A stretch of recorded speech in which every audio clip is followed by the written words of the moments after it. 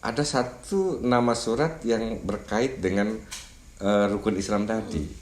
Tidak ada dalam Al-Quran itu dari 114 itu tidak ada surat Al-Syahadah, nggak ada. Tidak ada surat As-Sholat namanya ya. Tidak ada nama surat Az-Zakat, tidak ada nama surat As-Saum. Tapi Al-Hajj ada.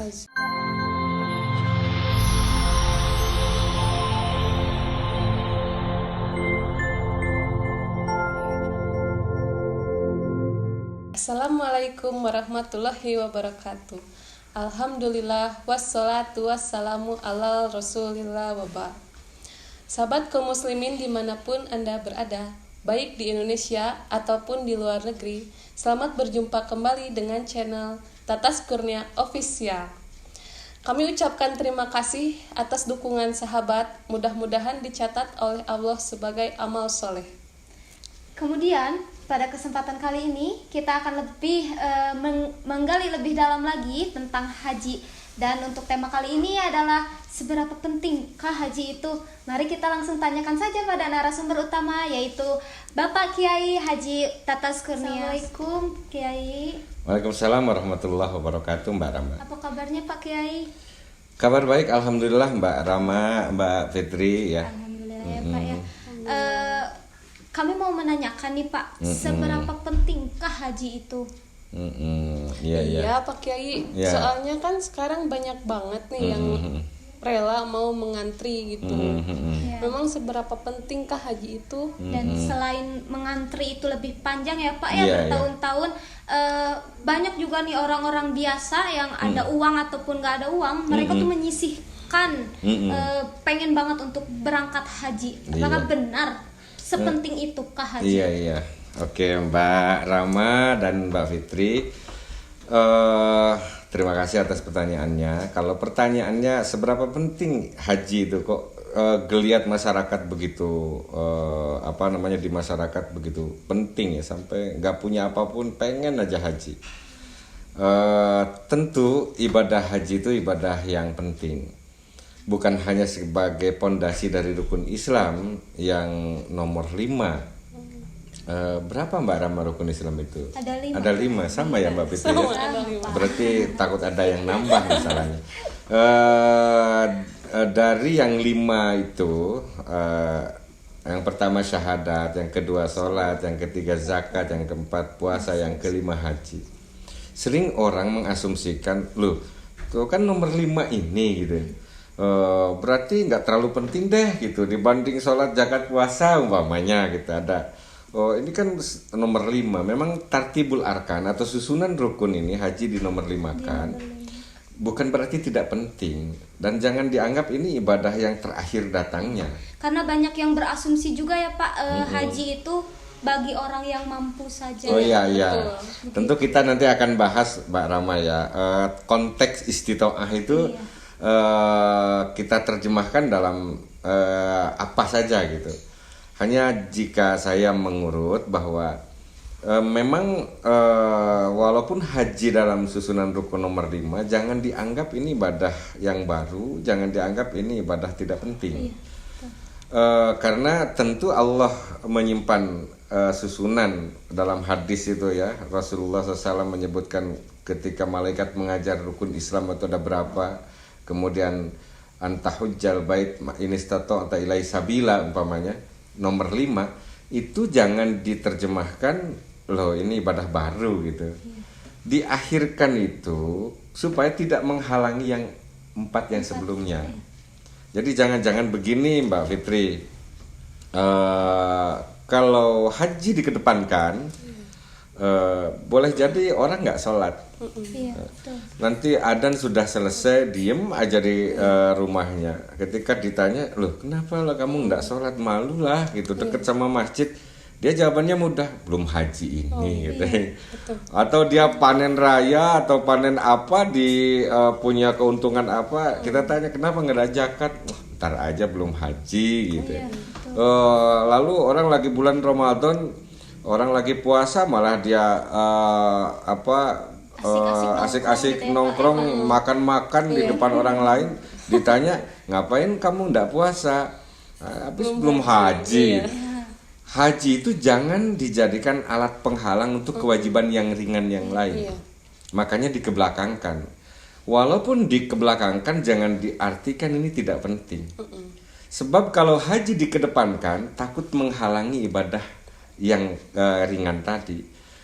Dengan dikebelakangkan saja sholat sudah diabaikan, zakat sudah dibiarkan, puasa malah orang itu sudah menganggap enteng, apalagi kalau haji dikedepankan. Jadi ada hikmahnya. Jadi haji itu penting. Malah jika saya menilai Mbak Rama ya, merunut, melihat gitu, memperhatikan nama-nama Al-Quran dari 114 nama Al-Quran tuh, dari mulai Al-Fatihah sampai An-Nas itu, Al-Baqarah sampai An-Nas, ada satu nama surat yang berkait dengan rukun Islam tadi. Tidak ada dalam Al-Quran itu dari 114 itu tidak ada surat Al-Syahadah, nggak ada. Tidak ada surat As-Salat namanya ya. Tidak ada nama surat Az-Zakat, tidak ada nama surat As-Saum. Tapi Al-Hajj ada. Kenapa demikian?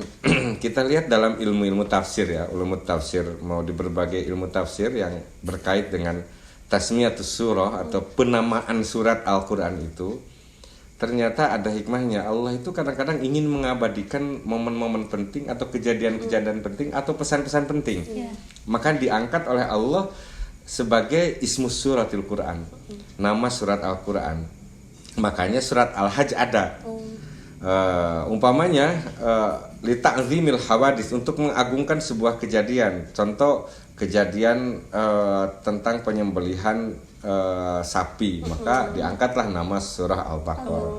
Nabi Muhammad tuh dianggap sosok penting, maka ada surat Muhammad gitu. Dan Allah menganggap pesan-pesan yang tersembunyi dalam nama surat itu berarti ada sesuatu yang penting, termasuk haji. Jadi menurut sejarahnya sampai sekarang orang begitu giat ingin menyempurnakan rukun Islam karena ini ibadah penting sesungguhnya. Makanya kata Mbak Rama tadi, kok banyak banget gitu ya masyarakat, kok seberapa pentingnya sih gitu. Betul. Sampai yang nggak punya aja sampai nabung-nabung pengen haji gitu. Rela nunggu lah. Entah nih Mbak Rama sudah nabung apa belum Mbak Fitrinya? Sudah ya? Insyaallah. Insya Allah ya harus, karena ini ibadah penting Mbak Rama. Terus Pak Kiai, apa saja yang menghambat orang untuk daftar haji? Sesungguhnya banyak Mbak Fitri ya. Apa yang mengakibatkan seseorang ini terkendala untuk mendaftar haji. Kalau saya lihat, saya perhatikan dari masyarakat, ada yang kadang-kadang yang pertama karena merasa ada prioritas pekerjaan yang diselesaikan. Jadi kalau diambil untuk pelaksanaan haji 40 hari nih yang reguler, pokoknya itu lama banget nih pekerjaan saya nih, sayang ditinggalkan. Ada yang kedua juga takut mengurangi dana cadangan. Aduh, kalau aku pakai daftar haji, anak saya nih gimana sekolah, rumah saya nggak selesai, bisnis saya jadi bangkrut dan sebagainya.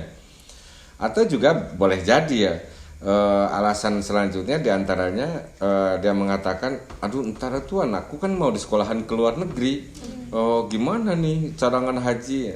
Ada juga yang beralasan, lah aku kan masih muda, ngapain, yang haji kan tua-tua makanya. Ada juga yang ketakutan, aduh aku bukan nggak siap haji sih, tapi takut deh udah datang di sana, takut ada cerita orang dipukulin, ada cerita gitu seram gitu. Ada juga yang beralasan, aduh saya mau takut meninggal, banyak cerita orang-orang itu dulu jadi meninggalnya di sana, serem banget. Ada juga yang beralasan yang lain-lain lebih kejam daripada itu, umpamanya, aduh aku takut deh datang dari pulang dari sudah haji, aku nanti dipanggil Pak Haji, Bu Haji, aku kan masih muda. Gitu. Jadi banyak-banyak alasan sesungguhnya kalau kita cari Mbak Fitri ya, juga Mbak Rama, yang sesungguhnya itu bukan alasan yang wajar. Karena walaupun ada juga alasan Mbak Rama itu yang mengatakan aku kan belum istitoah katanya. Jadi ini harus dijelaskan pada masyarakat. Memang ayat yang menjelaskan kewajiban haji itu Allah menyebutkan A'udzubillahi minasyaitonirrajim. Walillahi 'alan nasi hajjul baiti man istata'a ilaihi sabila. Dan karena Allah lah gitu. Walillahi, dan karena Allah lah, 'alan nasi diwajibkan kepada seluruh manusia, hajjul baiti untuk melaksanakan haji ke Baitullah, man istata'a bagi orang yang punya kemampuan, ilaihi pada kewajiban itu, sabila di jalannya. Keumuman kita membaca ayat itu sampai situ. Keumumannya sampai sabila gitu. Seakan-akan itu ujung ayat, padahal belum selesai itu ayat. Ujungnya itu wa man kafara fa innallaha ghaniyyun 'anil alamin. Loh, memang apa bedanya?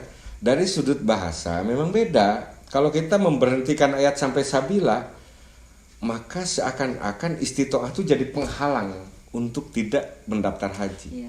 Saya belum istitoah, saya belum istitoah, saya belum terus saja. Itu akan jadi penghalang. Jadi menurut hemat saya, itu kan kalimat tasbih mursal mufassal dalam ilmu kaidah, ilmu tafsir. Kemudian dalam kaidah-kaidah ilmu bahasa Arab. Artinya menyerupakan sebuah maksud gitu. Kalimatnya diputus, tapi maknanya disambung. Jadi antara sabila dengan waman kafar itu nyambung maknanya. Emang kenapa harus diketahui bahasanya itu? Sebab li'ifadati taudih, kata tafsir itu, untuk memberikan faedah jelasnya perintah itu, pentingnya perintah itu. Makanya kalau dibaca ayat sampai sabila nggak terasa penting. Makanya ayat itu terjemahnya dan diwajibkan atas seluruh manusia melaksanakan haji ke Baitullah bagi orang yang mampu di jalannya gitu. Wa man kafaro, tapi andai kata manusia itu tidak mau, menolak, ogah gitu, fa innallaha ghaniyun, sesungguhnya Allah yang maha kaya, 'anil alamin, dari seluruh alam. Jadi haji itu bukan untuk orang kaya. Kata siapa haji untuk orang kaya? Haji itu bagi orang yang memiliki iman dalam hatinya dan ingin disempurnakan jiwanya oleh kewajiban ini, mau dia kaya atau tidak kaya. Yang kaya itu di tetangga kita banyak, tapi kalau hatinya nggak punya niat, sampai kakek-kakek sampai nggak bisa berjalan, nggak akan berangkat. Tapi bagi orang yang punya keinginan, walaupun dia tukang bubur, bisa jadi dia berangkat. Paham ya? Jadi urusan haji ini bukan urusan kaya. Kata Allah, innallaha ghaniyun, yang kaya itu Allah. Jadi bukan diminta kaya dulu baru daftar haji. Jadi Mbak Fitri, Mbak Rama nanti itu haji selagi mudah lebih bagus. Insyaallah. Iya. Urusan ini kan urusan niat kita. Jadi kalau istilah saya, Mbak Rama, bagaimana nyampainya kok niatnya nggak punya? Ada orang katanya, Pak Haji, kalau saya tuh niatnya udah ada, tapi ya belum ada nasib. Udah daftar belum? Oh, bukan niat itu ya. Kalau niat itu udah daftar gitu. Jadi saya sering mengistilahkan ketika saya belajar dulu mondok sejak kecil itu, kitab klasik ya, seperti Safina gitu ya, menyampaikan an-niyatu qasdus syai'i muqtaronan bi fi'li. Jadi niat itu memaksudkan sesuatu hal sambil memulai. Jadi kalau cuma niat itu azam. Saya udah punya sih niat. Itu bukan niat, itu baru azam. Jadi niat itu kalau kita sudah datang ke bank, bentuknya mau nabungkah atau mau langsung daftarkah, itu niat gitu ya. Jadi malah semestinya haji itu dalam bayangan saya ini harus dilakukan oleh kaum milenial. Jangan Indonesia tuh kesannya yang haji tuh udah tua-tua banget gitu ya. Kan ini orang milenialnya kemana? Apa nggak ngerti ini Islam?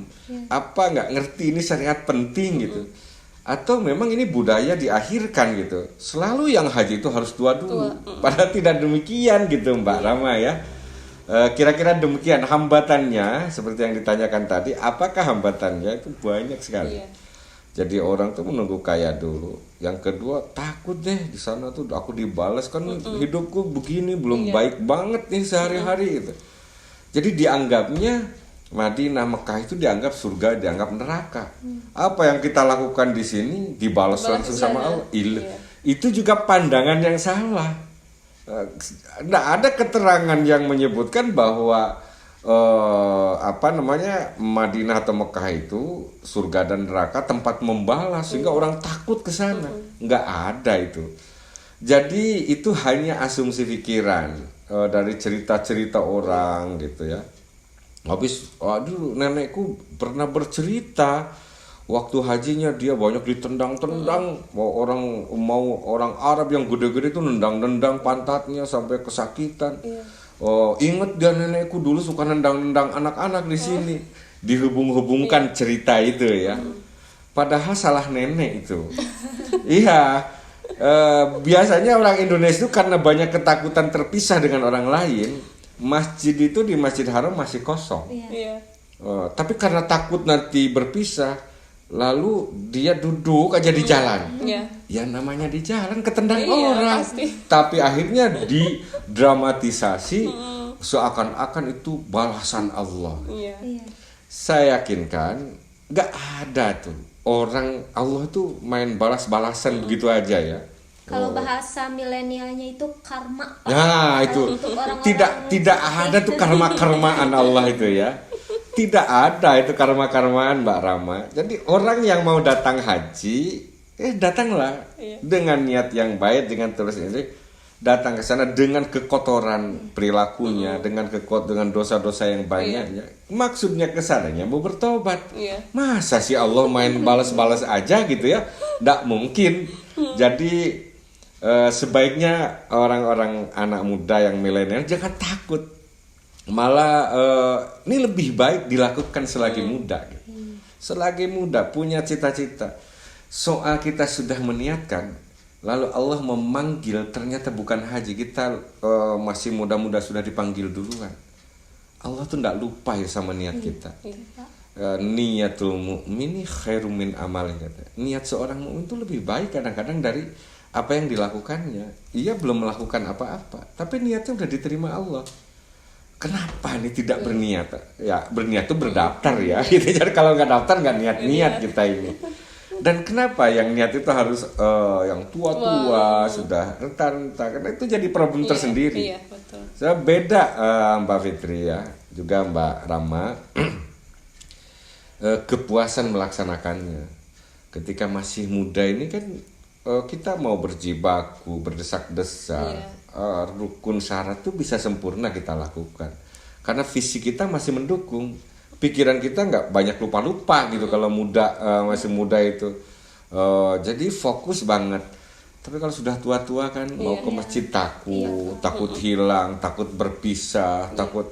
Ada kan tahun-tahun sebelumnya cerita kakek nenek nggak mau pisah. Di bandara nggak mau pisah, dipisahkan sama apapun nggak mau pisah gitu. Pokoknya mau berdua-dua gitu. Memang kita terharu dengan suasana rasa saling memilikinya, tapi itu juga salah satu kekurangan ibadah karena dilaksanakan sudah terlalu tua. Akhirnya ya seperti itu tadi, banyak kekhawatiran, muncul bimbang, ketakutan dan sebagainya. Nah, kalau masih muda-muda begini, jadi masih struggle semangat gitu bisa dilakukan. Demikian Mbak Fitri dan juga Mbak Rama ya. Terima kasih Pak Kiai atas penjelasannya nih. Untuk semua kaum milenial sudah terjawab ternyata apakah penting haji itu, ternyata penting sekali. Untuk kaum milenial sekarang sisihkanlah uang sedikit saja daripada harus belanja terus, nongkrong terus gitu kan. Betul. Jadi mulai sekarang niatkan hati saudara-saudari untuk memantapkan hatinya menemui atau mengunjungi Baitullah. Iya.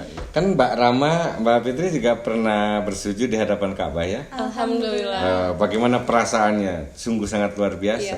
Jadi, tidak bisa diceritakan. Ya, dan itu bukan membosankan. Bukan. Malah ingin memanggil lagi. Ingin kembali lagi. Nah, ini benar. Berarti itulah hikmahnya. Jadi sesungguhnya saya sering menyampaikan, kalau kita berhaji itu apa namanya, bukan pergi, sesungguhnya kita pulang membawa rohani ke tempat dimana yang mengisi rohani kita sekarang. Islam, iman dikeluarkan, dipancarkan dari sana, dari dua tanah haram. Lalu kita lahir di Indonesia ini.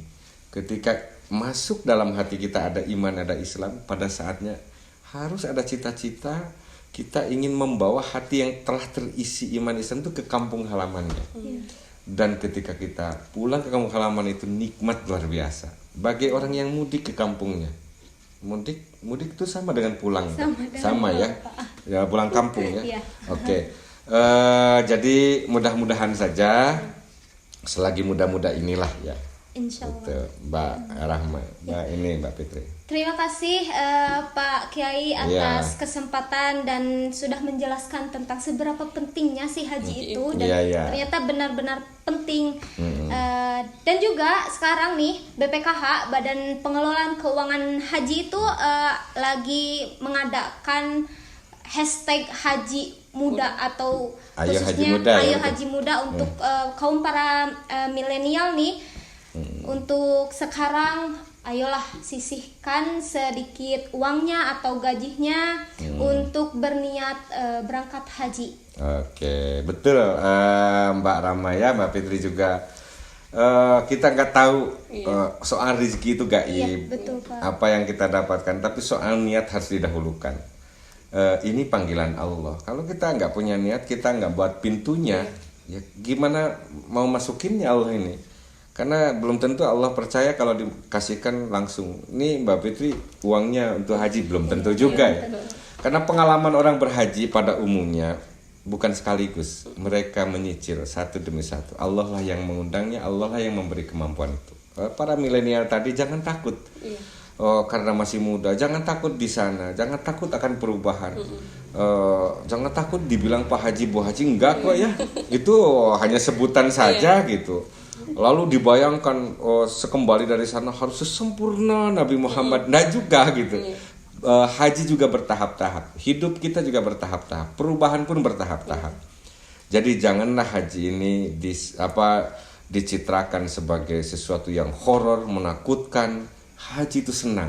Haji itu kembali ke kampung halaman. Haji itu mudiknya iman kita. Jadi kenapa harus ditakuti? Demikian Mbak Rama dan Mbak Fitri ya. Demikian perbincangan kali ini dengan Pak Kiai Haji Tatas Kurnia. Mudah-mudahan bermanfaat dan bisa bertemu kembali di channel yang sama. Wassalamualaikum warahmatullahi wabarakatuh.